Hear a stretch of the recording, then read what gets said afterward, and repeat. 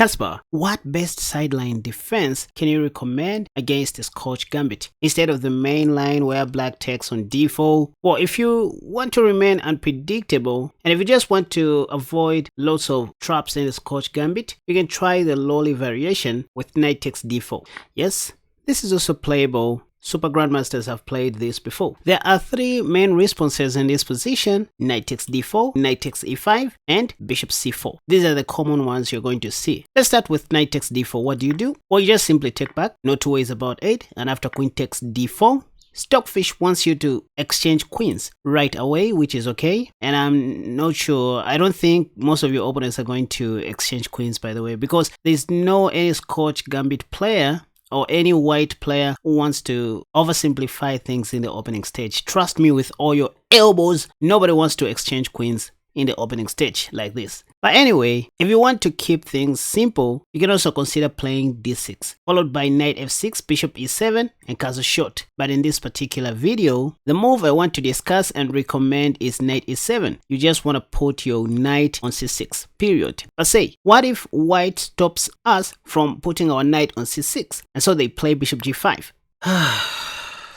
See, this is a 1-0 move if you think about it. You still go knight c6, sacrificing your queen temporarily, because you know you're going to take back with tempo. See, if white takes your queen on d8, you're simply winning after knight takes d4. Because, I mean, this is just a free bishop, right? You don't believe me? If they ever try to rescue their bishop, maybe like this, you can simply take on c2. Now it is the rook that suffers. And if white is not careful, they are going to lose a free piece as well. If it so happens that white manages to trap your knight on a1, let it die like this, where you force white to have doubled pawns along the b file. Right. So after queen takes d4, back on move 5, you just go knight e7, simple stuff. You know what to do. If bishop g5, you go knight c6. And this time, let's say white plays bishop b5, another aggressive move. Well, as you can see from the evil bar, things are now almost back to square one, almost equal, as if we are just starting. Once again, you have a choice to go knight c6, because if bishop takes, you can simply take back with your b pawn if you want to keep the queens on the board. But once again, Stockfish highly recommends that you take back with your d pawn. In fact, every super grandmaster in this position takes back with their d pawn, betting white to exchange queens. This is a dead draw game. In fact, I would say black has an edge because of the bishop pair and more open lines. In the end game, black is going to be favored. But anyways, once again, you don't really have to exchange queens. After knight e7 and bishop b5, if you just want to be tricky and enjoy chess, you can go a6. After bishop a4, you go pawn to b5. After bishop b3, yes, knight c6 is okay, but due to queen d5, that may be compromised. So, in this position, what you would want to do is to play pawn to d6. Now, this looks like a silent move, as if you want to play knight c6, but it's much more than that. For example, it only takes one wrong move, like castle shot, for you to win the bishop like this, the same way you do in the Noah's Ark trap with pawn to c4,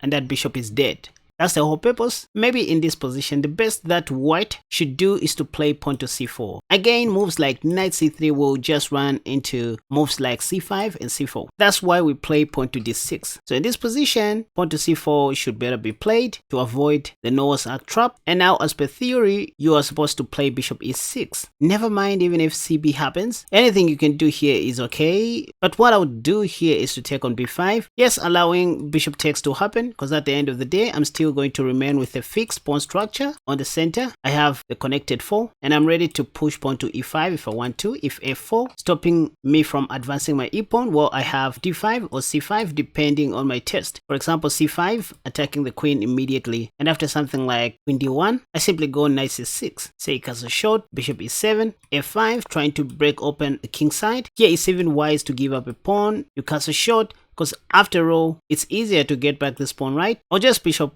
f6, queen e7, take that. So this is the easiest way to play against the Scotch Gambit if you want to avoid many unknown traps. And before I continue, if you're looking for another interesting and traditional defense that you can use against the ruler pairs, simply head to the comment section down below. You will find the link to my Caro-Kann defense video that will take most Spanish players out of their prep. Right now, it's on my second channel, Casper Chess Clips, where I post my other extra videos in case you didn't know, and also on my Patreon page, where I shower my members with gifts and other extra content that I don't post on YouTube. Right, now back to the Scotch defense.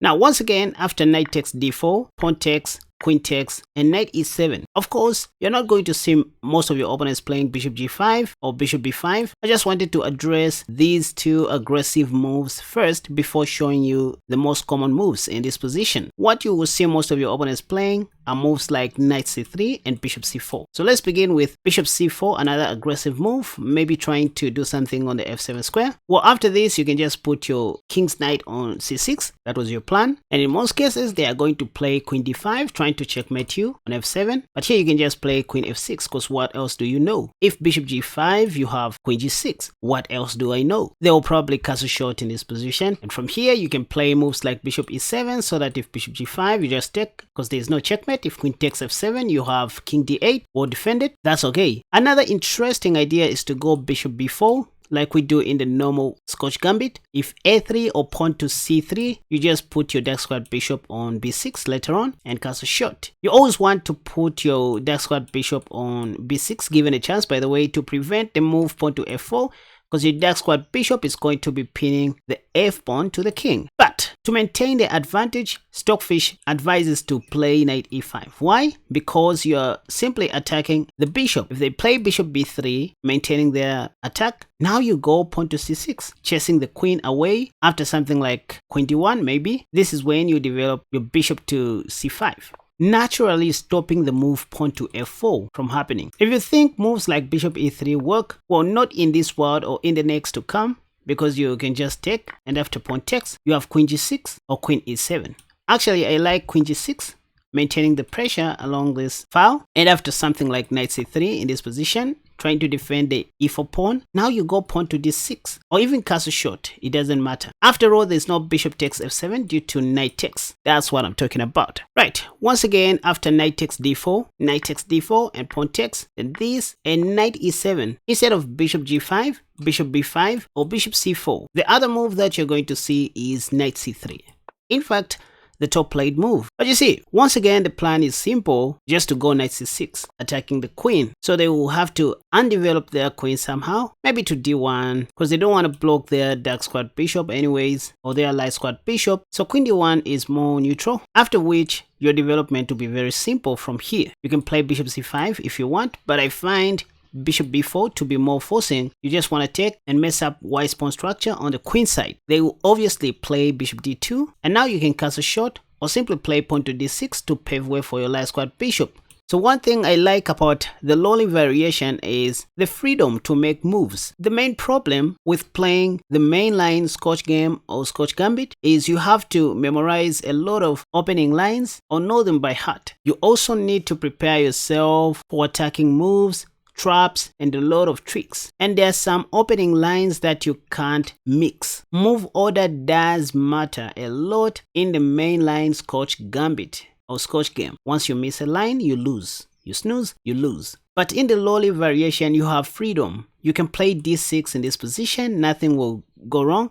You can play castle short if you want, white won't attack you. So in this position, I wouldn't mind castling short. If bishop d3, a normal looking move, I just go pawn to d6 once again. I can play rook e8, I can play queen f6, or I can simply play knight e5 to attack that bishop one more time. This is the freedom I'm talking about. If they play bishop e2, I go pawn to d6. Once again, moves like pawn to f4 shouldn't scare you. In this position, instead of retreating your knight, guess what? You can even go knight g4.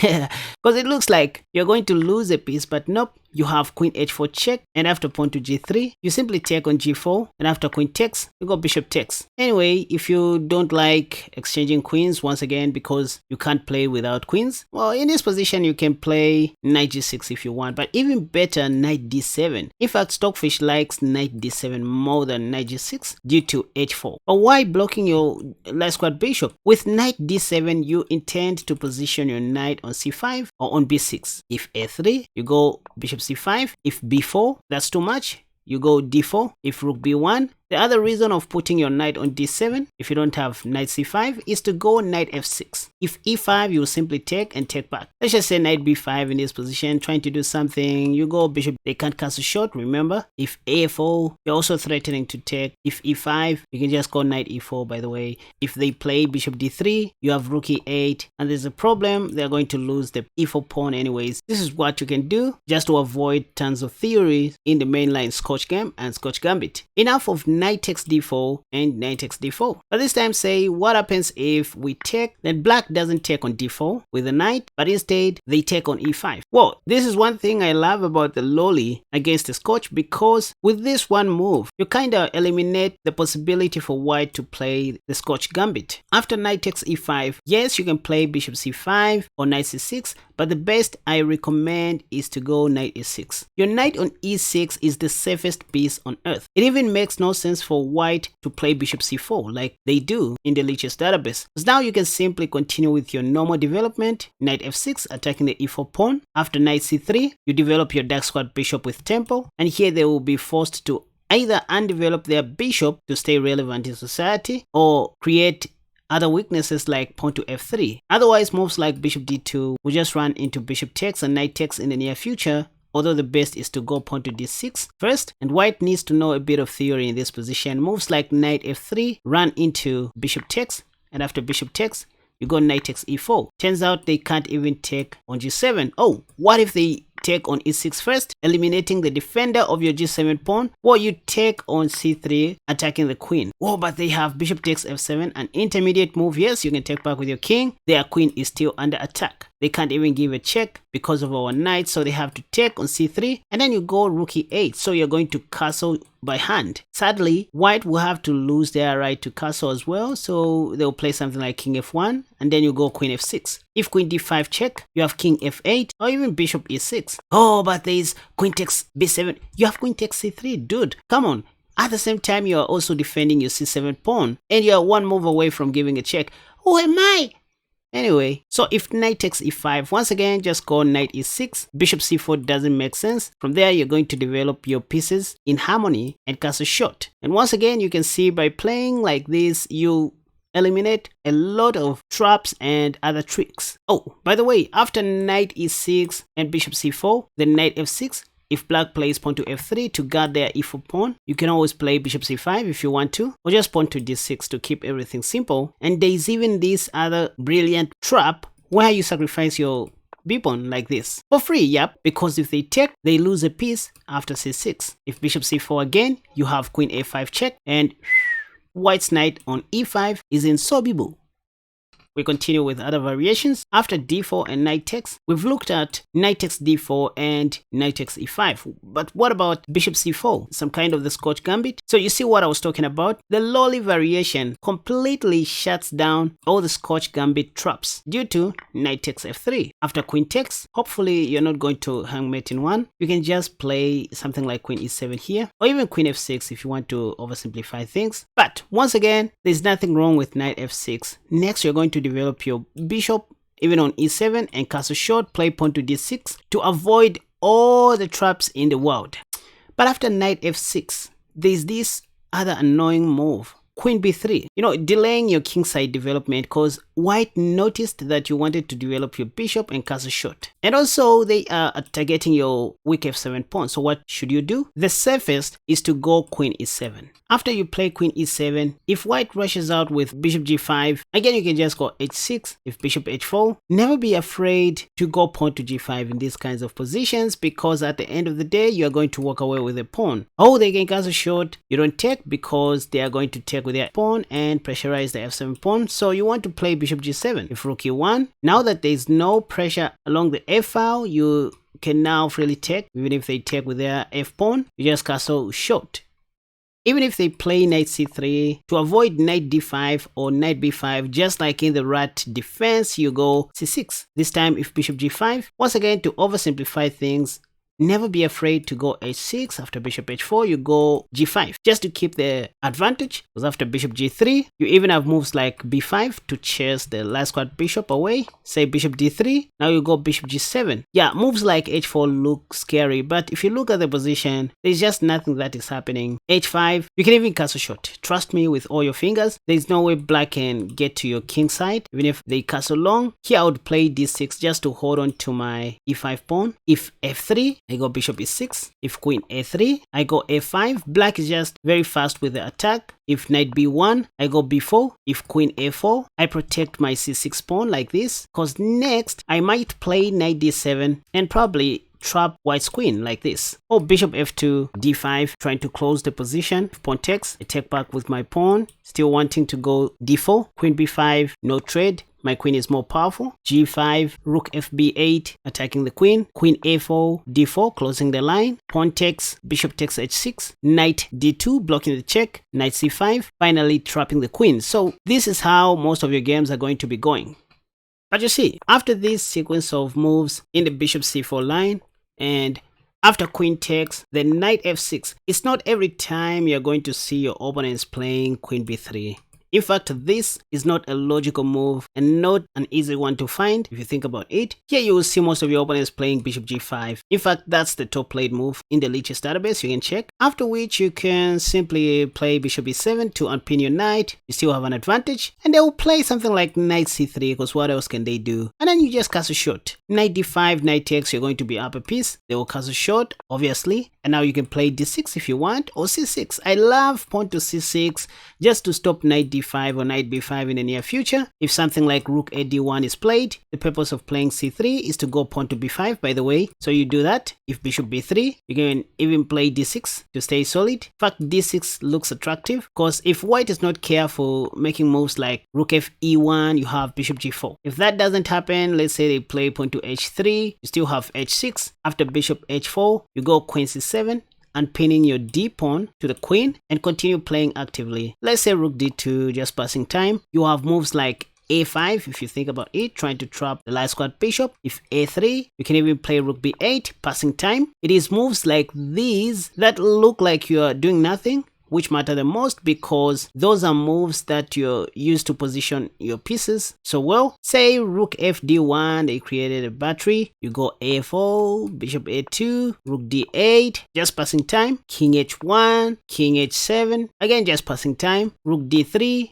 The way I would start an attack in this position is to go bishop e6 or simply pawn to g5. I don't know why most people don't consider playing pawn to g5, because after bishop g3 and king g7, you have all sorts of tricks. That's how you launch an attack, slowly but sure. Let's say these, you even have pawn to b4. So in these kinds of positions, you attack from the queen side and open that side of the board. You also have bishop e6 in the near future and all that. So once again, these are openings that you play against well-prepared opponents.